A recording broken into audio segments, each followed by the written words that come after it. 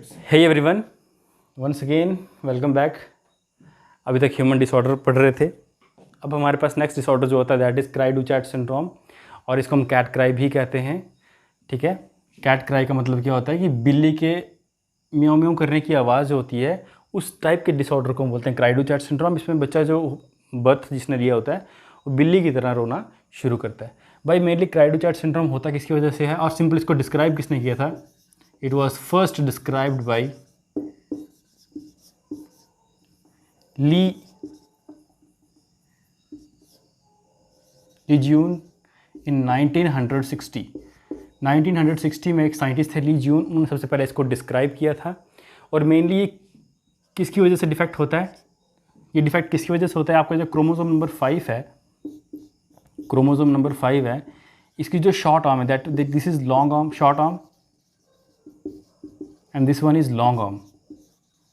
Okay, chromosome number 5 की जो short arm है इसका कुछ पार्ट जो है, कुछ पोर्शन यहाँ से डिलीट हो जाता है, like this portion is deleted.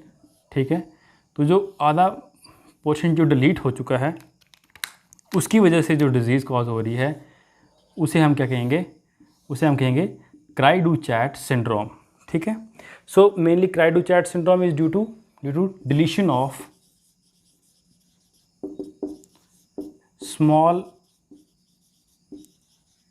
some portion of small arm of chromosome number 5। Chromosome number 5 के जो स्मॉल आर्म है इसके कुछ पोर्शन के डिलीशन को हम क्या बोलते हैं? उसकी वजह से जो डिजीज़ हुई इसे हम क्या बोलते हैं? That is known as cri du chat syndrome.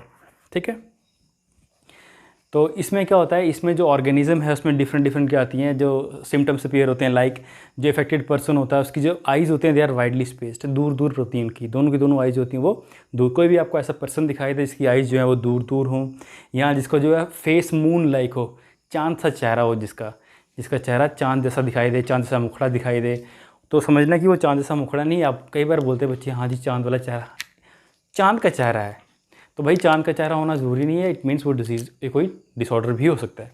ठीक है, यहाँ जो बच्चा क्या है जिसमें कॉन्जेनिटल हार्ट डिजीज़ हैं, बाय बर्थ जो उसको डिजीज़ लगी, हार्ट डिजीज़ लग जाए, उस पर्सन को भी हम क्या बोलते हैं? उसको क्या हो रहा है? क्राई डू चैट सिंड्रोम होगा। तो क्या क्या इसके सिम्टम्स होंगे? सिम्टम्स आप देख सकते हो, मून लाइक फेस, चांद सा चेहरा, मून लाइक फेस। ठीक है, क्राइंग लाइक कैट, बिल्ली की तरह रोना, दूसरा हो गया। और क्या होगा इसमें? मून लाइक फेस हो गया इसका, या तो जो है क्राइंग फेस हो गया, या फिर कॉन्जेनिटल हार्ट डिजीज़ होंगे इसमें, बाय बर्थ उसको हार्ट डिजीज़ होगी। ओ हो, एक तो उसका चांद का चेहरा, और दूसरी बात उसको क्या है? दिल की बीमारी। ठीक है, तो याद रखें, आप अगर आपको पता चले किसी का चांद का चेहरा तो उसको दिल की बीमारी भी हो सकती है, इसीलिए बच के रहो। ठीक है, ज़्यादा नहीं वो करना आप। तो ये हो गया आपके कुछ सिम्टम्स हो गए। ठीक है, तो ये हो गया आपका किसके बारे में? क्राई डू चैट सिंड्रोम के बारे में हो गया। Next we are going to study about the Tau's syndrome. एक नेक्स्ट सिंड्रोम जो हमारे पास आता है that is known as टाउज syndrome.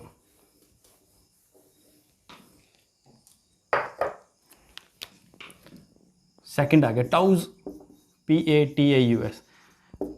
अब टाउज सिंड्रोम बोलो, ताऊ जी को सिंड्रोम हो गया है भैया यहाँ पर। ठीक है, टाउज सिंड्रोम को हम दूसरा नाम देते हैं इसमें 13 ट्राइसोमी कहते हैं इसको। क्या बोलते हैं? 13 ट्राइसोमी। 13 ट्राइसोमी का मतलब क्या है कि जो क्रोमोसोम नंबर 13 है हमारा, इसके तो दो ही पेयर होंगे, एक फादर से इनहेरिट होगा, एक मदर से इनहेरिट होगा, है ना। लेकिन जब क्या हो रहा है, एक एक्स्ट्रा कॉपी जो है क्रोमोसोम नंबर 13 की वो भी इनहेरिट हो जाए, एक साथ 3 कॉपीज़ किसकी आ जाएँ? 3 कॉपीज़ जब क्रोमोसोम नंबर 13 की आ जाएँ, उसकी वजह से जो डिजीज़ होती है उसे हम बोलते हैं टाउज सिंड्रोम। ऐसी डिजीज़ को हम क्या बोलते हैं? टाउज सिंड्रोम बोलते हैं, क्योंकि इसको सबसे पहले किसने डिस्क्राइब किया था? डिस्क्राइब्ड बाय टाउज, इसीलिए उनके नाम पे इनको क्या बोला गया है? इसको बोला गया होगा टाउज सिंड्रोम।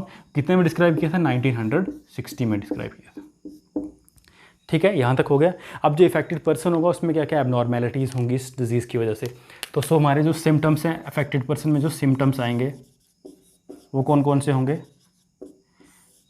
उस आदमी का चेहरा छोटा होगा, स्मॉल फेस, छोटा फेस होगा, नाक छोटा होगा, स्मॉल नोज़ होगा, ठीक है।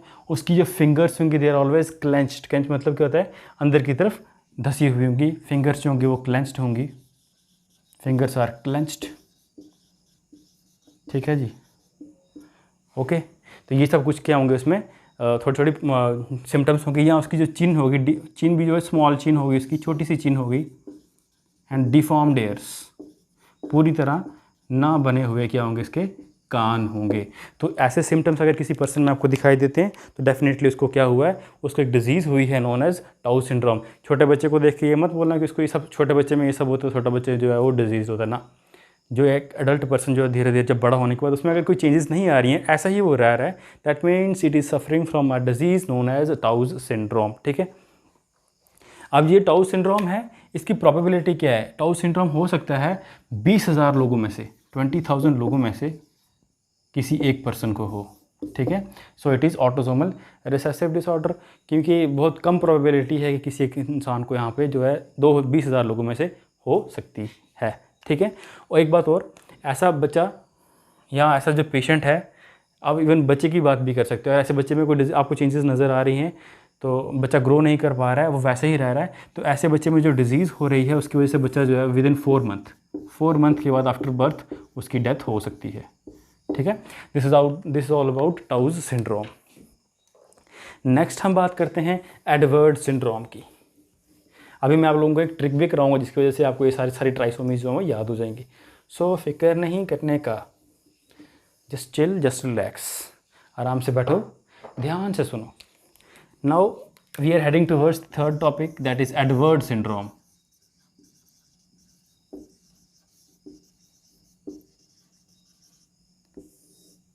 एडवर्ड सिंड्रोम, इसको कब दिया था, इसको सबसे पहले डिस्क्राइब किया था भाई एडवर्ड ने डिस्क्राइब किया था इसको कितने में,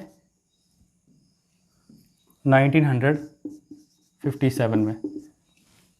सॉरी फिर से स्वेटिंग बहुत हो रही है। 1957 में इसको एडवर्ड सिंड्रोम ने फर्स्ट टाइम जो है डिस्क्राइब किया, एडवर्ड ने डिस्क्राइब किया था सिंड्रोम को, ठीक है। तो भाई अब एडवर्ड सिंड्रोम में क्या प्रॉब्लम हो रही है, आप देखोगे एडवर्ड सिंड्रोम में जो हमारा क्रोमोसोम नंबर कौन सा है, 18, क्रोमोसोम नंबर 18 में प्रॉब्लम होती है।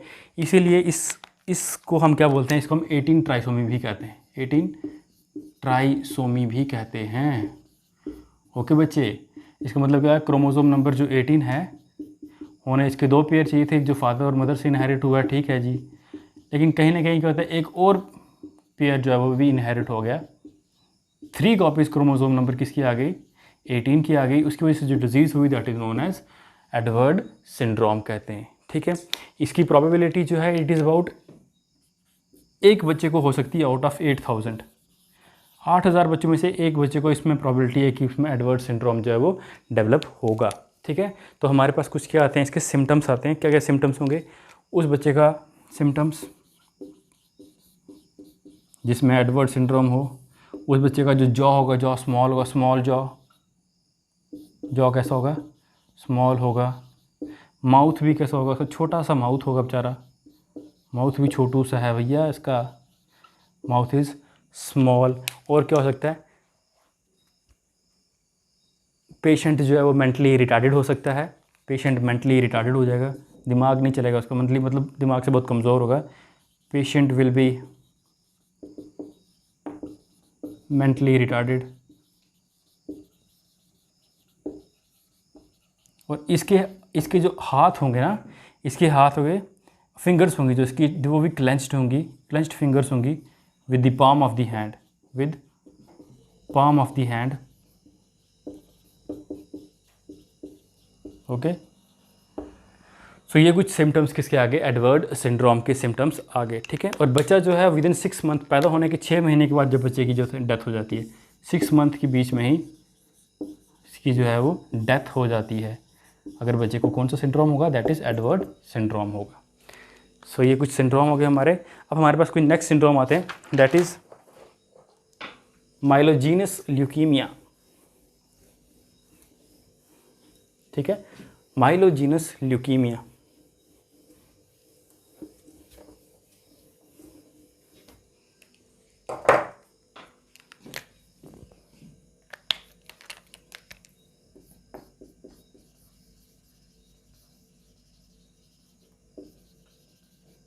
आपको सभी को पता है ल्यूकीमिया का मतलब क्या होता है, कैंसर।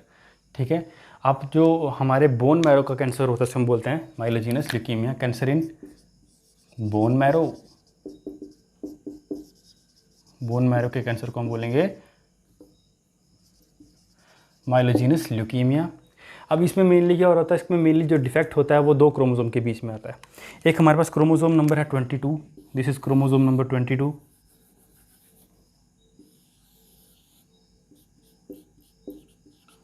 और ये है क्रोमोसोम नंबर 9, क्रोमोसोम नंबर 9। अब क्रोमोसोम नंबर 9 के बीच में क्रोमोसोम नंबर 22 पे क्या होता है कि हमारे पास एक प्रो ऑन्कोजीन होती है, प्रो ऑन्कोजीन, जिसके हम क्या बोलते हैं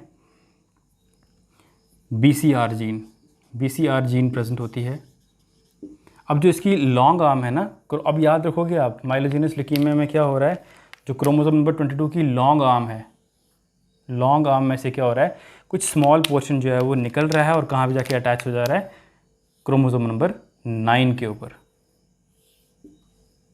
ठीक है, ये BCR जीन यहाँ से उठ के कहाँ चला जाती है, यहाँ पे जो ABL जीन होती है प्रेजेंट, क्रोमोसोम 9 के ऊपर क्या जीन प्रेजेंट होती है, ABL जीन प्रेजेंट होती है। सॉरी, थोड़ा क्रोमोसोम अच्छा बना नहीं है, इसको ज़रा हम प्यार से बनाते हैं थोड़ा। ठीक है जी, इसके ऊपर जीन यहाँ प्रेजेंट होती है known as ABL gene, CABL gene. इसके साथ जाके ये अटैच, ये BCR जीन यहाँ से उठ के यहाँ पे चला जाती है, अटैच हो जाती है, और फाइनली क्या होता है हमारे पास क्रोमोसोम के ऊपर 2 जीन्स आ जाती हैं, क्रोमोसोम नंबर 9 के ऊपर 2 जीन्स आ जाती हैं। कौन कौन सी जीन आती है, CABL gene and BCR gene. जैसे CABL और BCR जीन। ठीक है,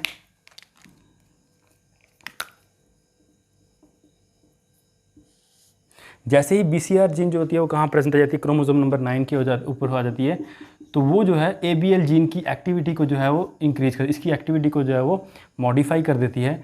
मॉडिफाई करने के बाद क्या होता है, ABL की जीन की जो एक्टिविटी जब मॉडिफाई होती है तो फाइनली वो कुछ ग्रैनुलोसाइट्स, ल्यूकोसाइट्स की प्रोडक्शन करना शुरू करता है, और जो फाइनली हमारे में क्या करता है, माइलोजेनस ल्यूकीमिया जो है कैंसर कॉज करवाता है।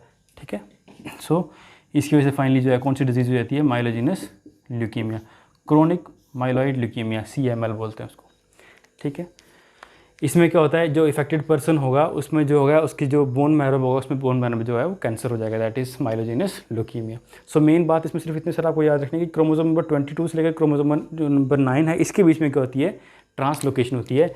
इस टाइप की ट्रांसलोकेशन को हम बोलते हैं reciprocal translocation, reciprocal translocation.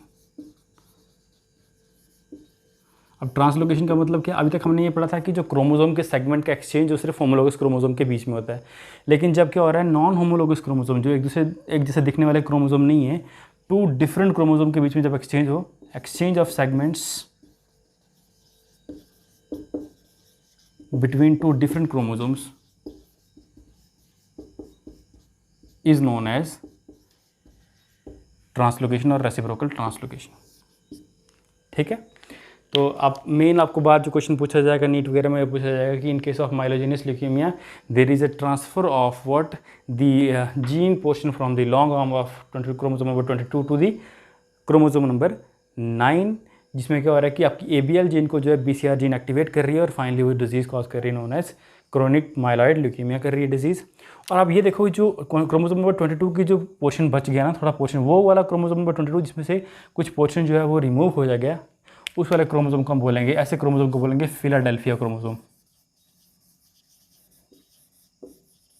Philadelphia chromosome, क्योंकि सबसे पहले ये फिलाडेल्फिया प्लेस जो है वहाँ पे पाया गया था, इसलिए वो क्रोमोसोम का पार्ट जिसमें से क्या, वो क्रोमोसोम नंबर 22 का पार्ट जिसमें से कुछ लॉन्ग पोर्शन में से कुछ पार्ट जो है वो निकल कर कहाँ चला गया, क्रोमोसोम नंबर 9 के ऊपर चला गया, बाकी left over portion is known as Philadelphia chromosome. ठीक है, नेक्स्ट आता है हमारे पास Burkitt's lymphoma.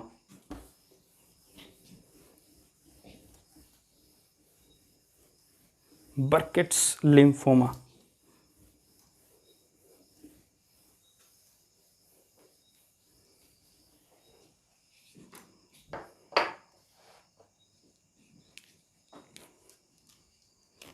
Burkitt's lymphoma.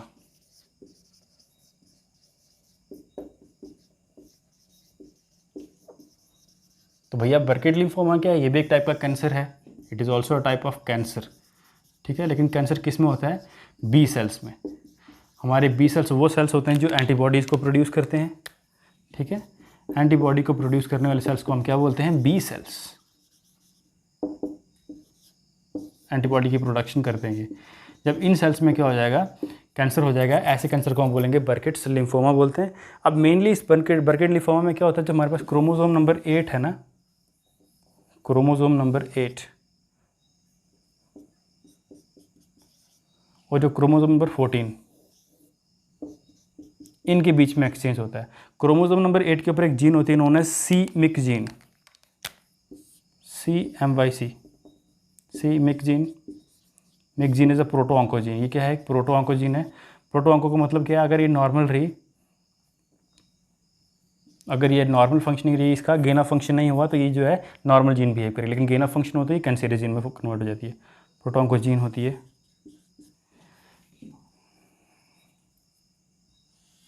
This is a normal protooncogene. जो क्रोमोसोम नंबर 14 पे एक जीन होती है नोन एज IGH जीन होती है। जब क्रोमोसोम नंबर 8 से सीमिक जीन जो है उठ के कहाँ चला जाएगी, क्रोमोसोम नंबर 14 के IGH जीन के ऊपर चला जाएगी, तो फाइनली क्या होगा, ये प्रोटोऑन्कोजीन जो होगी it will convert into oncogene and finally जो कॉज करेगी कैंसर उसको हम बोलते हैं बर्केट्स लिम्फोमा। IGH जीन जो कि फाइनली BCR, ये जो हमारे पास सीमिक जीन होगा इसका फंक्शन जो है वो गेन ऑफ फंक्शन हो जाएगा और फाइनली वो करेगा डिजीज़ कॉज करेगा नोन एज बर्केट्स लिम्फोमा। तो इट मीन्स क्या हो गया, IGH जीन के ऊपर कौन आ गया भैया, यहाँ पर इसके ऊपर आ गई सीमिक जीन, और ये सीमिक जीन जो है इसके फाइनली किस में कन्वर्ट होगी, प्रोटोऑन्कोजीन में कन्वर्ट, ऑन्कोजीन में कन्वर्ट होगी, ऑन्कोजीन।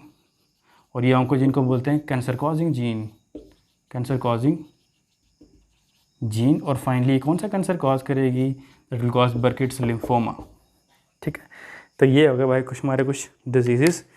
होप आपको ये वीडियो जो है समझ आ गई होगी एंड जो पोर्शन जो मैंने समझाया वो समझ आ गया। इसके जो नेक्स्ट वाला पोर्शन होगा I will discuss it in the next lecture. Thank you very much. You must subscribe, like and comment on this video. Okay, thank you very much. Bye bye, take care.